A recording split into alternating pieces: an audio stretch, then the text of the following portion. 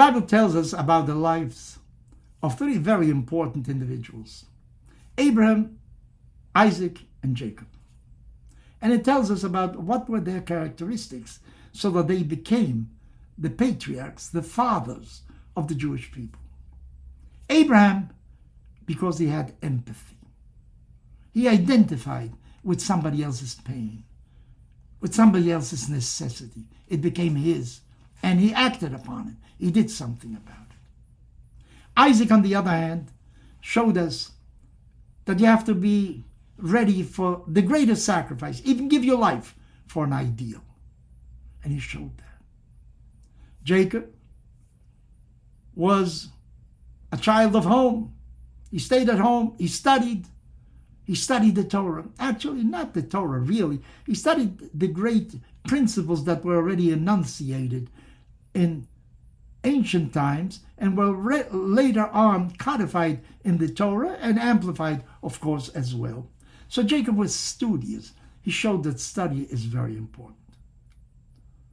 Yet when Abraham lived, he was, to begin with, the patriarch, the father. That means that his qualities were sufficient to create, to be the father of a new people, of the Jewish people. And that is identifying with somebody else's necessities. Of course, Isaac already incorporated that. In addition to his willingness, readiness to offer everything for an ideal, he also had this empathy that he inherited from his father. And Jacob, of course, inherited from the grandfather and the father. So you have three that the third one is really the complete one with all the qualities. But yet we see that the first quality apparently was sufficient. Abraham had empathy. That was sufficient to be the father of the Jewish people. My question is, did Abraham observe the Sabbath? Did he eat kosher? You know, among Jewish people, you qualify somebody as traditional, really traditional, if he observes the Sabbath. You see, he doesn't work on the Sabbath. It's a day of going to a synagogue, of study with family, and he observes kashrus at home and outside, certain rules about foods that you can eat and foods that you cannot eat. You assume that he, of course, observes many other things as well. But these things are sort of two pillars that tell you about the whole personality. Did Abraham do that? I don't think so.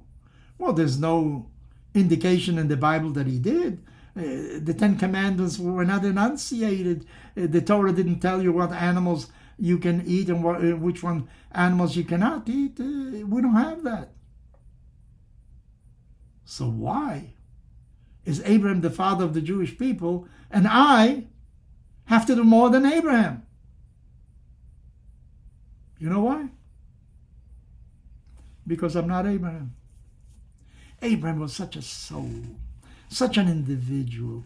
He came to the conclusion that there's only one God, and he lived in a world of immorality, of idolatry, and yet he was able to get out of that. The majority of us can't do that. Abraham was a pure soul. He never doubted the existence of one God. He never doubted his responsibility to other human beings, regardless of what they did. He didn't ask them first, do you merit my attention? No, he reacted in any circumstance.